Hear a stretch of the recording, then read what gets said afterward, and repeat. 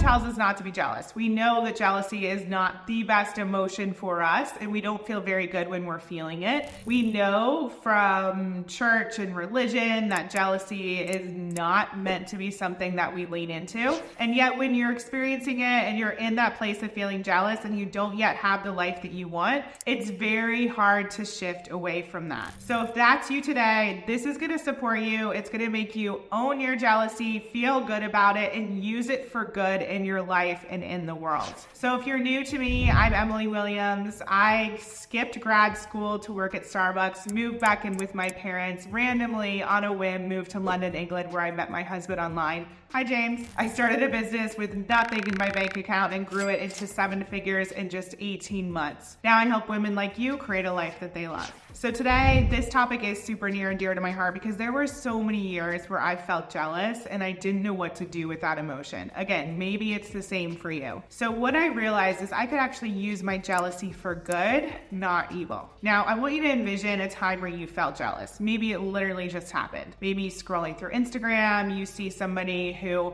has a bigger thigh gap than you. This was totally one of my jealous moments, seeing somebody with a big thigh gap on Instagram and thinking, how in the world does she have that body, right? Maybe somebody's taking a trip, flying first class. They have the outfit that you want. They have the business that you want, the time, the freedom, the kids, whatever it is. Think about that moment in time where you felt jealous. Imagine that that jealousy is actually there for a reason and it's there to guide you. Just think about that for a second, because I think even shifting it to that degree makes it feel lighter, makes it feel less heavy. Then consider that everything you're feeling jealous of is something that you want. Now you might be like, you know what, Emily, I already know that, but I want you to really consider that. What if your jealousy is basically a compass guiding you to the life that you are craving? And also a yearning from your heart telling you that you are meant for that and it's possible. Now, in one of my other videos, I talk all about how our desires are meant for us and possible. So go ahead and check that out after this. We'll make sure to link it.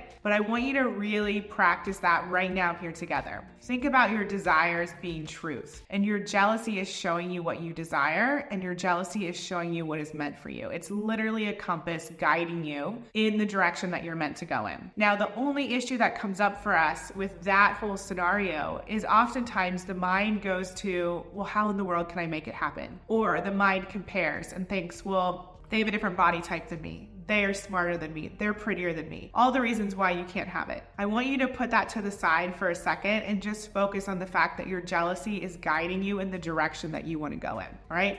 That's the first shift that you can make. The next shift is to look at that person who you are jealous of and start to research them. So let's say I'm jealous of Martha Stewart. I'm just making this up, but she is amazing. I could watch one of her masterclasses. I could listen to some of the interviews where people go into her story. I'm sure she even has a book that you can read that talks about her story. Same with all the people you follow online. There's something like a paper trail that's going to show you what they did to get the results that they are craving. There's always something. Success always leaves clues. And so you want to start to do some research and see, how did they get that car? How did they book that ticket? How did they start that business? How did they make that amount of money? How did they save that? How did they make that on crypto? And even better, if you know this person, you can literally ask them.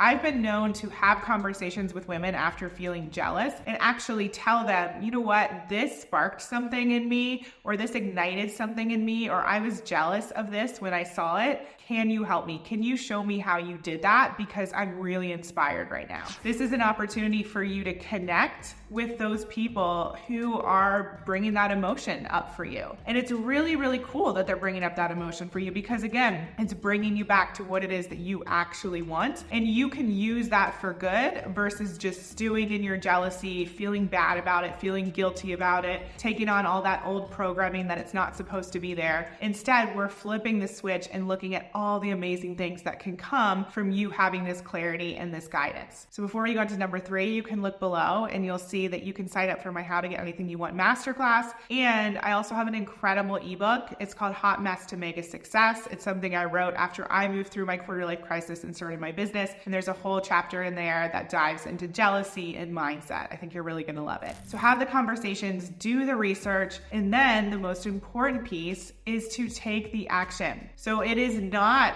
a positive thing for you to feel jealousy and not actually do anything about it. We want you moving towards the thing that you are jealous of, whether it's the thigh gap or the trip or the plane ticket or the business or the outfit or whatever it is, the skin. You get to move towards that today and take the action required to get that result. So I hope this resonated. Like I said, go ahead and listen to the next video in this series because it's really going to support you in creating even more powerful shifts. And one more thing that you can do to really knock this out of the park, pro tip, is to thank the people who are evoking this jealousy in you and activating this in you. You can literally send them a message. Even if you're not ready for the research phase or the action phase, send them a message. It could even be a message that you say to yourself.